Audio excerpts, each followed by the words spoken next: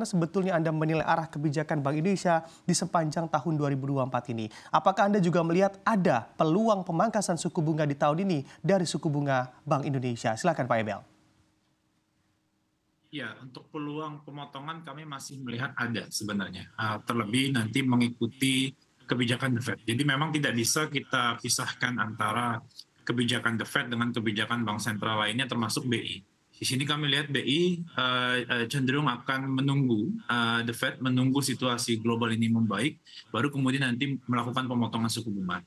Karena memang tingkat suku bunga yang tinggi hari ini itu dijaga lebih berfokus untuk menjaga rupiah ketimbang menjaga inflasi. Karena kalau kita lihat kan data inflasi terakhir mungkin sudah cukup stabil ya di angka 3,0%. Dan kemudian juga konsensus melihat di tahun ini, tahun depan itu inflasi arahnya cenderung turun.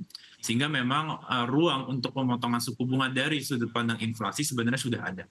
Tapi faktor global inilah yang terus memberikan tekanan pada rupiah sehingga menunda BI dari melakukan pemotongan suku bunga. Dan kami lihat langkah yang dilakukan oleh BI sudah cukup tepat, bahwa mengalihkan fokus dari inflasi, kemudian nanti ketika sedang ada tekanan eksternal fokus beralih ke mata uang, ketika nanti tekanan eksternalnya sudah mereda maka fokusnya berganti lagi ke inflasi. Ini kami lihat sudah cukup tepat dan memang di saat ini kuartal 2, kuartal 3 ini kami lihat fokus masih akan kepada menjaga rupiah, baru nanti kemudian di kuartal 4 itu bisa kembali melihat ke domestik, di mana tingkat inflasi yang kami perkirakan sudah stabil di angka 3% itu akan mendukung pemotongan suku bunga oleh BI di akhir tahun. Oke, Anda melihat ada peluang di kuartal 4 2024 begitu ya terkait pemangkasan suku bunga Bank Indonesia. Saya juga akan tanyakan ke Pak Irman. Kalau dari point of view Anda, kiranya di kuartal berapa Bank Indonesia mampu ada peluang cukup besar dalam memangkas suku bunganya? Oke, mungkin di sini saya Mas Bram agak sedikit berbeda dengan view-nya Emil ya. Karena kalau kita misalnya lihat tadi seperti yang saya sampaikan di tengah pelebaran current account deficit, memang rate differential itu harus juga dinormalize oleh Bank Indonesia. Mungkin historically kita bisa lihat dulu pada saat current account deficit kita 2,6%, 2,7% GDP gitu ya.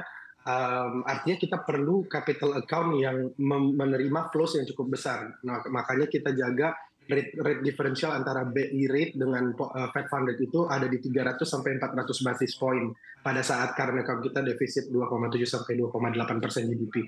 Nah, kita cukup beruntung pada saat pandemi current account kita mengalami surplus sehingga supply dolar di domestik itu cukup ample, jadi rupiahnya bisa stable. Nah, sekarang kondisi itu mulai reverse dan mulai normalisasi, kita bisa pilih termnya itu normalisasi gitu ya, sehingga mau nggak mau differentialnya itu harus dilebarkan kembali gitu. Mungkin tidak abruptly ke 300-400 basis point gitu ya.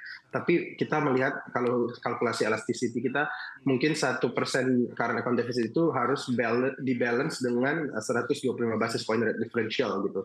Jadi seperti yang kita sampaikan current account deficit di tahun ini kita expect di 0,8%, meaning at least BI bisa jaga rate differentialnya di 100 basis point lah di tahun ini. Nah, kembali ke asumsi kita tentang Fed Fund rate gitu ya. Kita memperkirakan Fed Fund rate itu baru inline dengan konsensus market, baru akan di-cut di Desember. Artinya di Desember kalau BI hold policy rate-nya throughout the year sampai akhir tahun, BI rate akan berada di 6,25%, sementara Fed Fund rate akan berada di level 5,25%. Berarti 100 basis point differential, dan itu adalah level differential yang akan dituju BI dengan current account deficit yang di bawah 1% tadi. Nah, ketika itu artinya BI nggak bisa nge-cut policy rate-nya di tahun ini sebenarnya. Jadi kalau Desember Fed baru cut, kita expect baru di first quarter nanti BI akan ikut cut 25 basis point, kemudian diikuti 25 basis point lagi di tiap kuartal, mungkin sampai dengan kuartal 3 tahun depan, sedangkan Fed bisa cut 25 basis point di tiap kuartal sampai dengan kuartal 4. Jadi total 2025 BI bisa cut 75 basis, sementara Fed Fund rate cut di 100 basis point. Begitu Mas Bang. Oke, baik. Silakan Pak Emil, Anda mau menanggapi begitu ya pernyataan dari Pak Irman, dan kiranya juga seperti apa pergerakan yang juga akan timbul di indeks harga saham gabungan kita di tengah volatilitas yang terjadi dan era suku bunga tinggi saat ini. Ya, mungkin saya ingin sedikit menanggapi terkait dengan reaction function dari BI ya. Memang kita juga setuju dengan Mas Faiz, bahwa interest rate differential ini perlu tetap dijaga tinggi. Kalau misalkan pada periode current account surplus kemarin kita sempat menikmati interest rate differential hanya sekitar 0,5% ya, 0,5%, kemudian naik ke 0,75. Ke depan ini kita perkirakan bisa dijaga di level 1% untuk interest rate differentialnya. Memang yang menjadi pembeda adalah kami di Bahana masih mengekspektasikan pemotongan suku bunga The Fed itu bisa mencapai 3 kali di tahun ini. Walaupun memang kami mengantisipasi kemungkinan pada rilis proyeksi mendatang itu The Fed akan menggeser dot plotnya dari 3 kali cut menjadi 2 kali cut, tapi kami masih melihat ada peluang cukup besar, terutama jika kita lihat perlambatan atau pelemahan di pasar tenaga kerja AS ini yang baru saja dimulai. Jadi ketika data kemarin unemployment AS itu naik ke 3,9, ini kami lihat baru sebagai permulaan. Ekspektasi kami nanti mulai bulan Juli itu tingkat pengangguran di AS sudah mencapai level 4%. 4% sendiri merupakan angka yang diekspektasikan oleh The Fed baru akan terjadi di akhir tahun. So dari sini menurut kami masih ada peluang bahwa The Fed bisa melakukan pemotongan sampai dengan 3 kali. Nah kaitannya dengan pasar saham, ini kami memang kami pada dasarnya lebih optimistis di pasar saham di tahun ini, apalagi setelah kita melihat sudah mulai ada perubahan arah kebijakan fiskal menuju lebih suportif, terlihat dari pola belanja di 3 bulan pertama tahun ini.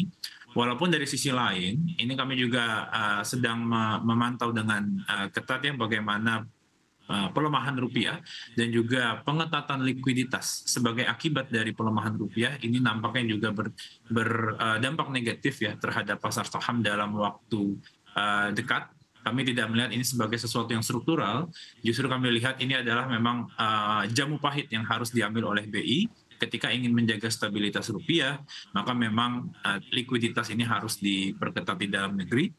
Dan akhirnya hari ini kita lihat pasar saham sedikit volatile ya. Beberapa nama-nama big caps itu cukup berfluktuasi dengan cepat dalam 1 bulan terakhir.